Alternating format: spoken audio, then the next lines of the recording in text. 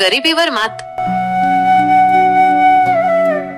कुडाच्या झोपडीतून थेट खाकी वर्दीपर्यंतचा माल्या पाडवी यांचा संघर्ष.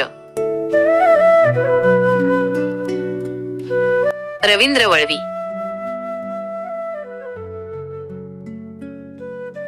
मोलमजुरी करणाऱ्या कुटुंबातील एका मुलाने केवळ जिद्द आणि मेहनतीच्या जोरावर यश मिळवून दाखवले आहे. धडगाव तालुक्यातील सुरवाणी गावातील रहिवासी माल्या कुता पाडवी यांच्या आई वडिलांची आर्थिक परिस्थिती अत्यंत बिकट होती. वडील कोता पाडवी आणि आई माकली पाडवी मोलमजुरी करून कसे तरी कुटुंबाचा उदरनिर्वाह चालवत असत. गरिबीमुळे माल्या यांना चौथी नंतर शिक्षण सोडावे लागले आणि कुटुंबाला हातभार लावण्यासाठी ते मोलमजुरी करू लागले. जवळपास 3 वर्षे शिक्षण थांबले असताना त्यांच्यातील शिकण्याची इच्छा मोहनलाल वळवी यांच्या नजरेत आली. त्यांच्या प्रेरणेने माल्या पुन्हा शाळेत परतले.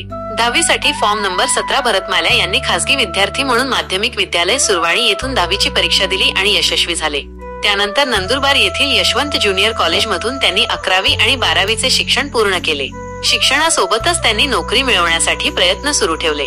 सुरुवातीला त्यांना होमगार्ड म्हणून काम करण्याची संधी मिळाली आणि याच काळात त्यांनी मुक्त विद्यापीठातून कला शाखेची पदवीही संपादन केली. आपल्या ध्येयावर लक्ष केंद्रित करत माल्या यांनी सरकारी नोकरीसाठीची तयारी सुरू ठेवली. अखेर त्यांच्या मेहनतीला फळ मिळाले. 25 ऑक्टोबर 2024 रोजी त्यांची राज्य राखीव पोलीस बल गट क्रमांक 6 धुळे येथे निवड झाली. सध्या ते प्रशिक्षण पूर्ण करून आपले कर्तव्य बजावत आहेत. माल्या यांचे घर आजही कुडाचे एक साधे झोपडे आहे, जिथे गरजेपुरत्या वस्तू वगळता काहीच नाही.